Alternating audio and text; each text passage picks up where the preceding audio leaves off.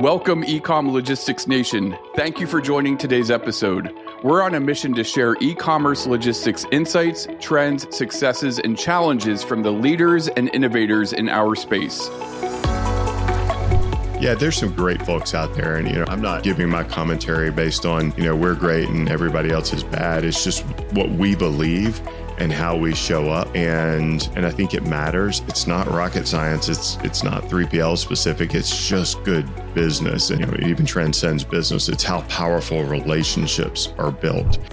Welcome, eCom Logistics Podcast Nation. Nanad and I are really excited to welcome our guest today and his unique perspective on eCom logistics, Dusty Holcomb, CEO of Red Stag Fulfillment, whose unique niche is handling product profile most e-commerce fulfillment companies can't or don't want to handle, that big, bulky, and heavy product. And the unique perspective Dusty brings, which we're excited to chat about, is he's new to the eCom fulfillment space. In fact, he's been in it for a little over a year and a half. And while most C-suite in the space have 10, 20 plus years of experience, Dusty brings a new lens and perspective that is going to make for a very interesting conversation. Dusty, welcome. And we're really excited to have you join us today. Before jumping into what life has been like the past 18 months, can you share your background story, leading up to you joining Red Stag Fulfillment as CEO? Sure. And just first, I'm thrilled to be here and really honored, looking at your guest list, just being in the same conversation with some of the folks you've had on before is pretty cool. So prior to Red Stag life, I was in the direct to consumer, but in the B2C world with the American Automobile Association. And I worked at AAA Carolinas, which is a AAA affiliate, for almost 21 years and held every variety of roles that you can have in an organization, and really was able to hone, wet, and feed my passions for two things. One is customer centricity. In my former life, it was member centricity. How are we building great experiences for our members? And two is leadership development. And leadership is really about how we create value for our members through leadership of our teams. It allows us to deliver on our brand promise to our members. So it all comes back to the client experience or the customer experience. And I had just an amazing blessing to do that at a top tier brand. I went to the company thinking I would stay there for 3 years. It was a brand that my grandparents gave my parents when I was a kid. And I remember thinking that's the worst Christmas gift of all time. And then I fell in love with and found an organization that was just radically obsessed with bringing value to members, and fell in love and had a wonderful 21-year run there. That's great. And I can certainly remember back in the days when we were going to go on family vacation, you went to AAA and you got your triptych, right? And they did that highlight path for you on 35 different pages of this flip notebook, getting you from wherever you live to your destination. So it was a part of all of our lives, especially back in those days, pre-internet, right? I mean, it was a go-to. It was how you got started on your trip. Dan, you are showing your age, my friend. I know. I know. I tend to do that. I know not what you talk about, my friend. Yeah. And you will not be shy in bringing that up again, I know. So yeah, that's really fascinating, Dusty. And I think, not only did you make this career change, you made it into an industry that is wildly dynamic. And on top of that by itself is in the midst of the pandemic. You've got this opportunity, you're weighing the option to join Red Stag. And I'm sure there was a ton of thought that went into your decision making. So, from someone who's looking from the outside in, what was it that excited you about the space and the opportunity? And, maybe with your kind of fresh lens and perspective, what have you been most and least surprised by over the past 18 months? Oh, wow. Yeah. So awesome questions. I'll try to tackle them in order, but I'm sure I'll forget and you can just redirect me. So as I was thinking about Red Stag and joining, just an amazing organization, it really came down to understanding that e-commerce logistics as a whole really wasn't that different than what I'd been doing previously. It's getting the right thing to the right person, the right time and price. And in essence, that's what it is. Now, obviously, that's grossly oversimplified. And, there's a lot of nuance and complexity in how you do it. But the thing that attracted me the most to Red Stag was this obsession with client experiences and creation of client value. And it really comes back to how Red Stag was born. And it wasn't born because somebody had a warehouse and said, how do we fill it up? Red Stag's origin story was e-commerce entrepreneurs who were on their third 3PL relationship that had let them down. And it was a number of things that were broken, but it came down to, or really oriented around, the brand promise for the merchant was at risk because an organization that was by default a third party was viewing that relationship at a transactional level. They were thinking about it as packages. They weren't thinking about it as fulfillment of customer promises. And so when I think and thought about what Red Stag did and was considering, the opportunity here, it really comes down to creation of culture that is just radically obsessed with the fulfillment of a brand promise. And our brand promise is that the customer's brand promise, our client's brand promise comes first. So that was a huge, thought principle for me as I was, evaluating this and running through mental models. And the beautiful thing was Red Stag already was there. And that, just kind of brought me into the gravitational pull of an organization that already, frankly, believed what I believed and I believed what they believed. And it was, so it's not like I had to come in and change that. In fact, we're just working on extending that. And those are things, and I can touch on some more of this later, but those are things that are radically important and so very, very, very powerful. And, thinking about doing business the right way is a novel concept, but it shouldn't be, right? It should be what every business does. So I think the second part of your question was what surprised me or what has surprised me the most over the last 18 months. And I think, honestly, it is the view that doing the job you've committed to as an organization to your clients is more of a lowest common denominator as opposed to fulfillment of a promise. So, actually operational excellence as a differentiator, doing the things you're supposed to do, as far as I'm concerned, those are entry price to the game. That's what gets you to the table. And, when I came in and started really researching the industry and learning that what great looks like is to screw up less, that just didn't seem right. It's like, we're going to get it right for our clients. And if we don't, we're going to own it. Not, we're not going to make our problem or our failure their problem. We're going to try to do everything we can to make our failure our problem and commit that to them. So it really surprised me that there's such a transactional level of engagement between a third party logistics organization and the clients they serve. That'd be one. The second part is an inability, and I'm grossly overgeneralizing, right? So I'm kind of speaking in broad terms here, but an inability to think through the client lens and understand the problem the client is trying to solve. What are the things that they value? I mean, ultimately, the job of any organization is to create more value for the party they are serving than they are charging for, so that the person on the other side of the equation feels like I am getting way more from this relationship than I paid into it. And that's what creates this, perpetual value creation flywheel that makes real businesses hum. And, that it's relational. And I think that really surprised me. I think there's a lot of work going on in that area, and companies are starting to think about it and talk about it. But there's a huge difference between talking about it, executing it, and then backing it up with your commitments to your clients. So that was a surprise. Yeah. And to that particular point, even though we said it's 18 months, the last 18 months technically have been a lifetime from a spectrum standpoint, right? Like there was a point when it was all about, I got so much volume, can you actually make it happen? To this other end of the spectrum where it's like, okay, we got these economic headwinds, inflation, monetary crunch, whatnot, right? You are seeing both sides of that spectrum at this point. And how have the relationship management strategies changed over that? Because I would assume there is the promise at the beginning, right, of that 18 months journey. And now at this point, it's more about the empathy and making sure that, okay, we are all going to fight through this together, right? Like, so how do you see that changing as far as your customers are concerned and working with them? Yeah, it's a great question. So the last 18 months, maybe I have to think about it in like red stag years or dog years. It's been like 3 business cycles and, 5 years worth of work or something. It's been a wild ride. And I think that it kind of underlines and puts an exclamation point behind the need to be client-centric and to think through that lens. Because if you're thinking like that, you're trying to think ahead.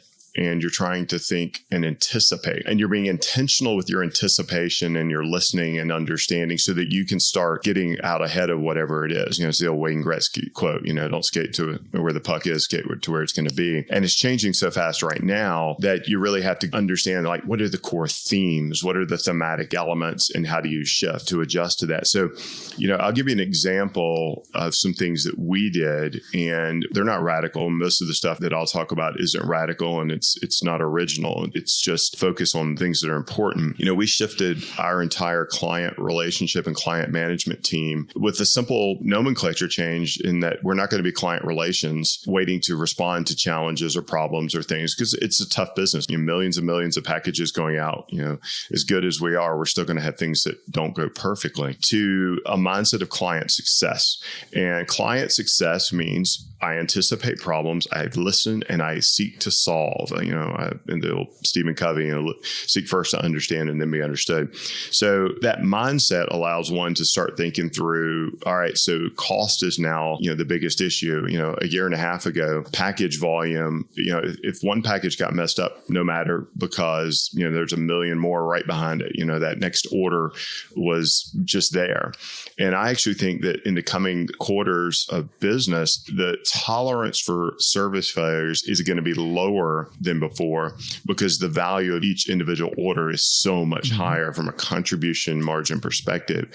From a unit economic perspective, that next order matters more because it took a lot more to get it, and it took a lot more to create it. So, we've seen clients shift to a lot of cost awareness. We've been partnering with our clients to seek ways for them to reduce costs, whether shipping mechanism, whether it's through package consolidation and things like that. Even when we're doing things that depress, our own opportunity to create revenue and margin, because it's the right thing to do. Ultimately, if our clients can save money and still enjoy the service experience that they desire, need, and deserve, then we're going to win too, right? It's about strategic partnership, not transactions.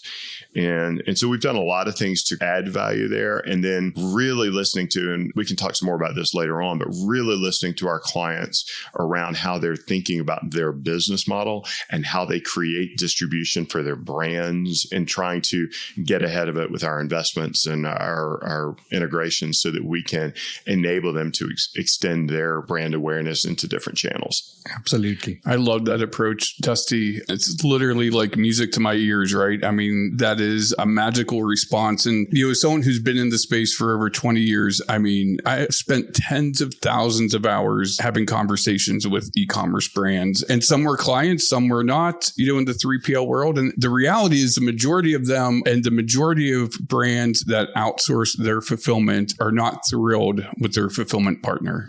One kind of reoccurring theme that we notice is 3PLs are often treated almost like a commodity, or the relationship starts like a procurement exercise, like an enterprise level procurement exercise, where the biggest weighted factor is cost, which you had just talked about. And cost is obviously important. But from our perspective, I think what's most important is to find a partner that's strategic, that understands your business, to the point that they almost become an extension of your business, right? So, I mean, they know you almost better than you know you, specifically on the supply chain side of the fence.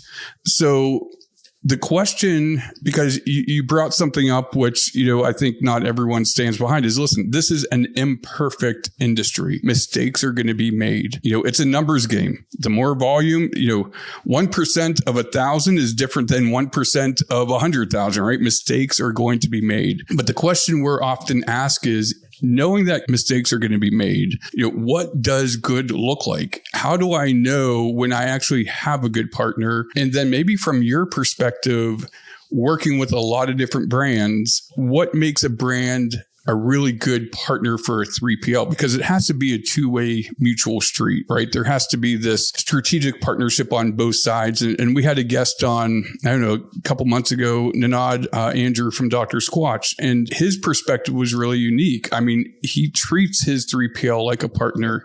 He wants to go in and shake hands, right? He wants to be helpful. He wants to extend himself so that the 3PL wins, because the 3PL doesn't win, everyone loses, right? It's kind of game over. So maybe that was a long-winded way of maybe getting your perspective as a CEO of a 3PL. What does good look like from your perspective on how a brand could enter this relationship to be strategic for you? It's an awesome question. I've got 9 different rabbit holes that I'll avoid going down. And so I'll start at 50,000 feet and then I'll drill down. So I think it really comes down to a mutual alignment of what value creation is. And so what I mean by that is I think a brand has to understand what their core competencies are, and they have to understand the value that they are creating for their customer and what is debiting that value. So our mission statement as an organization is to, do the heavy lifting of e-commerce so our clients can focus on what they do best. The reason that's our mission is because our clients who get that and value that come in with that mentality of, we know operations is hard. And when we have to spend time on, the logistics of getting freight into your warehouses and all the little details that actually may create the connection between a, click to buy and a front porch experience, we're not good at that. And we are really good at product creation, i.e. merchandising, and we're really good at marketing, selling. Let us focus on that and we can grow our business. And so I think from a brand perspective, it is those clients who understand the summation of value creation is a holistic component, is when they're able to do what they do best and are willing to pay for differentiated experience that enables them to do that. And, if you're coming in with an RFP and it's a race to the bottom on a pricing perspective, you're looking for that transactional. And maybe that is the most important thing. If you're shipping 1 million, tubes of lipstick, that may be the thing, because your margin profile is different. You mentioned at the beginning. So what we focus on from a product portfolio perspective is, historically is big, bulky, heavy or high value products. And I think that's the what. It's much more important to talk about the why. And I think those brands who have a codification of why they create value for their clients and what they're selling, and the why first, for us, our why is any brand that knows that a fulfillment experience is a keystone part of fulfilling their brand promise, and there's value, accretive value in that, then we're the right kind of 3PL for them. I really actually hate the term 3PL, third-party logistics, by default puts us at an arm's length. And I love what you were saying about, that strategic partnership perspective. I think that's the right way to do it. So some specific things that I might mention that really add value. And again, this comes back to what I said a few minutes ago, or blew my mind that this wasn't already in place. Why is it the brand's fault to have to cover up a mistake if it happens? And it does happen. I mean, we're really good, and we're 99.999 accuracy on like order picks and things like that. But when a mistake happens, why should the brand have to fix it? Like, we should stand behind that. You own it. And that goes back to things that you learn in kindergarten and in grade school. When you do something wrong, you simply say, I screwed up and I will fix it. And I think that extreme ownership mentality is just so important. And when both parties show up that way, beautiful music happens. Completely agree. I mean, we don't see enough of that in the market, where most of the contracts that we get to see are like a certain threshold up until which you are going to cover, or, and it's like the basic fundamentals. You screwed up, you got to stand behind it, right? And that's something that the brand is looking for, not to get money out of you as a partner.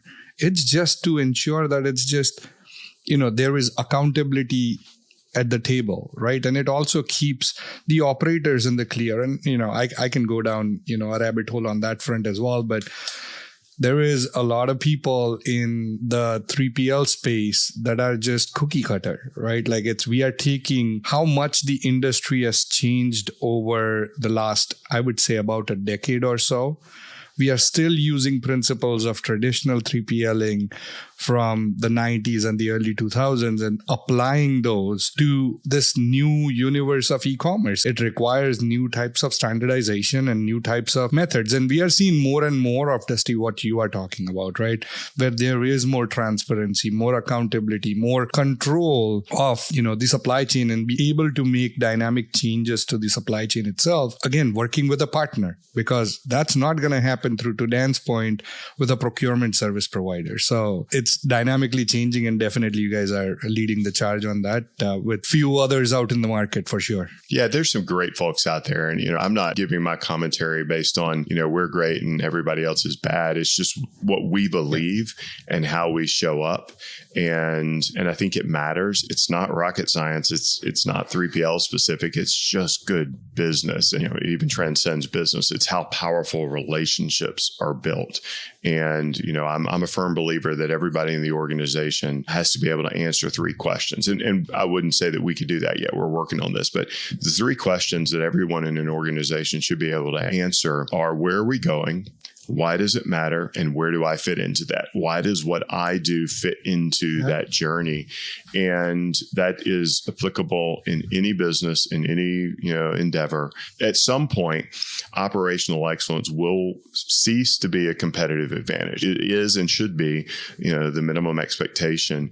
At some point, it won't be. And that's why I think it's important that you're always raising the bar and looking for more and better ways to create value. Our job is to create more value for our clients than we charge for. Yeah, I love that, Dusty. And maybe if we drill into people for a moment, because, Ninad and I had the pleasure of actually touring one of Red Stag Fulfillment's locations earlier this summer. And we know how important people and culture is for you and your team. And actually love that you call the team the herd, right? Which brings this kind of sense of community. And, Ninad and I have been through hundreds of facilities, eCom, fulfillment, logistics facilities across North America. And, I'm always looking for just a couple things when I first walk through the door, specifically like when you walk into a break room or you walk, onto the warehouse floor. And that is, are the associates making eye contact, right? What is their body language? Because that is, as someone who plays poker a little bit, like those are the reads that could kind of tell you what's this culture like. And when I toured one of your facility, Ninad and I, this summer, your leadership knew everyone's first name. There were high fives going. There were fist bumps going. I mean, it was just this kind of like magical culture, which you compared that to the horror stories you hear with other large fulfillment centers, right? Not calling anyone out, but was really impressed by that. So, going back to how important that is for you, knowing that you've been in the space for 18 months and knowing when you joined Red Stag, you have to hire a leadership team, right? I mean, you have to kind of do your thing and bring on new leaders to help you drive your vision. So obviously you probably saw that too, or maybe that was something that is new in the last 18 months, but really curious about, like, as you were looking again from someone new into the space, what qualities and leadership skills were really important for you as you were building this team and, setting Red Stag up for some really big goals in the next coming years. You are spot on. You can tell within 30 seconds or maybe 5 seconds of walking in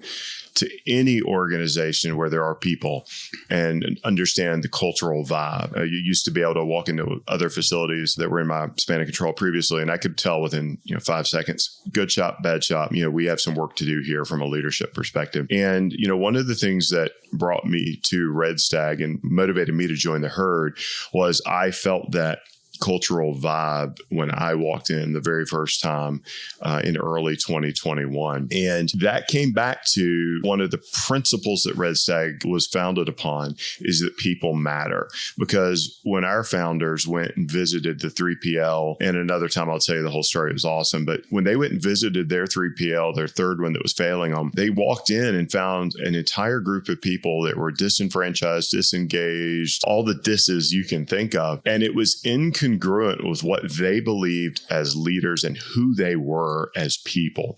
And so they came back and said, we believe there's a better way. we believe that we can build something special here, and we believe that people matter. And so, understanding that people matter and that we can have a marked impact on the lives of others through how we lead and how we care for the herd. It's really a sacred principle here at Red Stag. So, a lot of organizations have core values, and they're nice signs on the walls. We have core values that are demonstrations of our beliefs and our behaviors, and we put them out there and we talk about them, and we catch people doing things that are right. Occasionally we find things that aren't consistent with our core values, and we make adjustments to ensure that our culture is protected. And, we just believe it matters. We believe people matter. And just last week, we were doing town hall meetings with our herd. And so I do a town hall, and we do quarterly meetings, and we get everybody together in, groups of 15 to 20. And, I think last Wednesday we went from 8 a.m. till 7 p.m. just on the hour every hour. And, I had someone on the executive team say, wow, you're going to take a whole day for this? And why don't you just record it? It's not the same, right? It's not the same as investing your time in your people. And I warn everybody, when we have a conversation, I'm going to talk about a few things every single time. I'm going to talk about our purpose. I'm going to talk about our vision. I'm going to talk about our mission. I'm going to talk about our core values. And when we do that, we relentlessly talk about those things and catch people doing it right. And, my job is to serve the herd. I work for them, and our leadership team works for them. So as digging into the question you ask about how do you assemble people that to lead the organization into the future and build a foundation that allows you to just grow and create value for very, very long periods of time, you got to have people that believe what you believe. You have to have people who are oriented from a core values perspective. And if you don't, you can't teach it. One of our core values is we will treat everybody with dignity and respect. And, I tell everybody, hey, I don't have a favorite core value, but there are certain core values that are absolute buzzsaws. And if you run into that one, it's a buzzsaw. You're not going to make it here if you just don't believe that. So looking for people that, are core value focused, are people focused. They understand that what we do is done through the hard work of people who have a, get stuff done bias, or just GSD, it was get it done, and are client-centric. So those kind of four big buckets of things that I'm looking for that transcend or enable technical competency.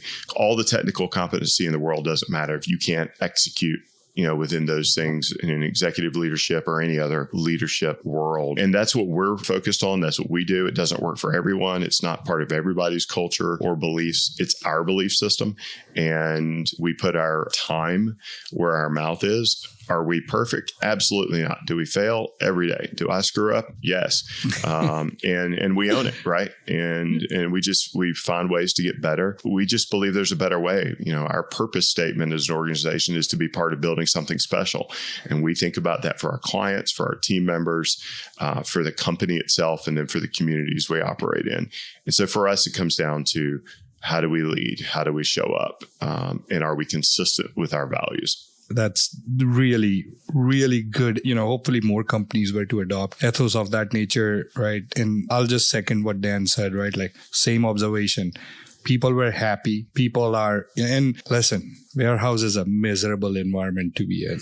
All right. Like I'll just be. I don't think it's miserable. Right? So, and that's, listen, from my vantage point, it behooves me to build good user-friendly technology and processes, because if a person has to do something 800 times over in a given day or through a shift, right, I'm trying to find how do I eliminate that. So for the environment that they are in, we can make their life just a little bit easier. So I don't want technology to become the barrier. So again, that's my vantage point, because I think about product and technology all the time. And I am thinking about and empathizing with the folks that are on the floor, right? Like the amount of hard work they have to put into it. And if you can then make them happy, right? And that comes through the leadership strategies that you spoke about, I think you make for a really good environment. But very quickly switching subjects. And this one, I'm going to come from the perspective of advice from a CEO of a company that is in the niche of big and bulky. Because I'll tell you something, almost every company I worked with on the fulfillment side, and we sit down and say, let's define the ICP, right? The ideal customer profile for starting up an operation in the fulfillment space. It goes, yeah, I don't want to do hazmat. I don't want to do, any pharmaceutical. I don't want to do any big and bulky, right?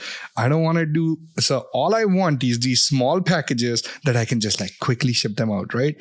And again, toss on a conveyor belt. Toss on a conveyor belt and the damn thing just flies off.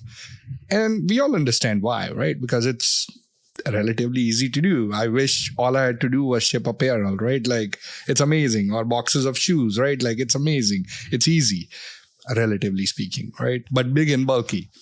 And I still remember from back in the days as well, right? Like Dan and I would talk about it's like big and bulky, and like Red Stag's got this expertise in big and bulky, and they invite customers to be like, okay, big and bulky, we want to accept you, right? How does a 3PL become successful in doing big and bulky? So this is more an advice from you to other 3PLs. Make your competitors get into this space. I'm just joking.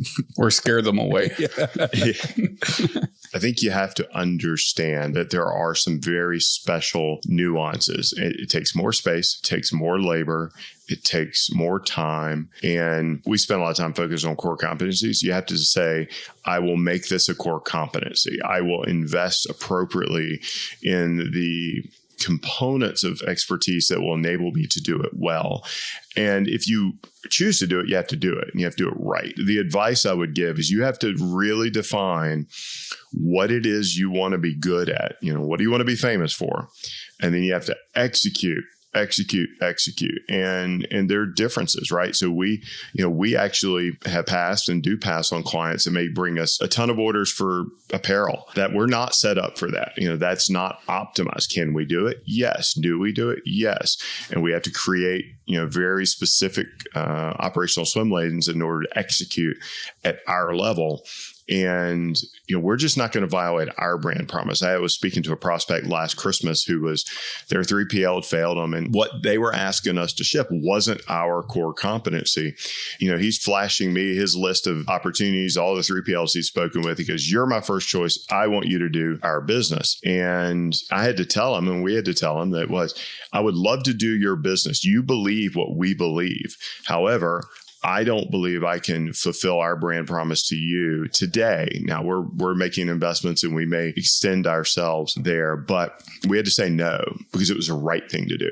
So I think for those that are thinking about it, whatever it is that they do, whether it's shipping big and bulky or LTL or however it is, if you're going to do it right, understand what right looks like, understand what great looks like, and be willing to invest. The worst thing you can ever do is say, I can do it and I'll try to be everything to everyone. It doesn't work. And you end up damaging value and just squandering value as opposed to creating it. And so that would be my advice. Know what you're good at, be willing to invest in it, and understand that you have a promise that you're making to your clients. That's really good advice, maybe on the high level financial sides of things, right? Unit economics for big and bulky, given that you are in a niche, right? Does that play out from a 3PL's perspective to be more favorable? Yes, it takes up more space.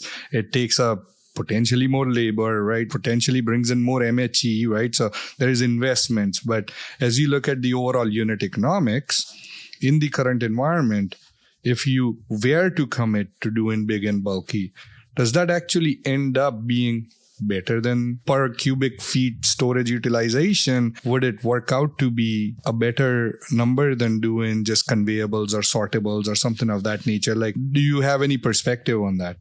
Yeah, it's a great question. And, I think through a unit economic lens, that's the way we think about our business. I think it really the answer to it is, as in all things, it depends. So I'll give you the MBA answer. It depends. If you're distributing, and I'm thinking about this through the client lens, if you have product across, and your organization, your 3PL organization is optimized with 10 warehouses, and you have to inventory load balance across 10 warehouses, and I'm shipping an 80-pound box, then one of the things I got to be really good at is inventory load balancing, because the opportunity for error is much, much more costly to a client. So if my inventory is slightly off and I need to ship my 80-pound box from Jacksonville, Florida to Seattle, Washington, because my West Coast DCs don't have it, my zone costs there are astronomical. It's a tube of lipstick, no big deal. 80-pound box, big deal. So I think it's a more nuanced conversation in how you make strategic choices to deploy capital to create value. And, we don't have a unit economic lens on high automation, high speed, low touch, low size business. So those unit economics are probably killer. That's not the path we've chosen to go down strategically. So I really think it comes back to understanding your strategic choices and then making a wise choice to create value for your clients and understand their needs and capture value through that interchange. There's a million ways to get there. And I don't know if it's better or worse. It's just different. And I think people can, fall in love with any particular business. I know we can say, hey, well, this is, 100,000 orders a month and at this type of volume, at this type of revenue and margin. And then we have to go, well, can we fulfill it? Will it be the right thing for the client? Does it optimize their customer experience? I think the unit economic lens is a phenomenal financial exercise, but it's one of the pillars that has to be reviewed from a business strategy perspective, not the only one. Absolutely. And I mean, to the point, the cost of being wrong can be astronomical, right? And you don't want to be wrong as far as, big and bulky is concerned in your inventory placement. If you're in a multi-node network, even if it's not 10 sites, it's 2, right? Like shipping from Florida to Seattle, an 80-pound box.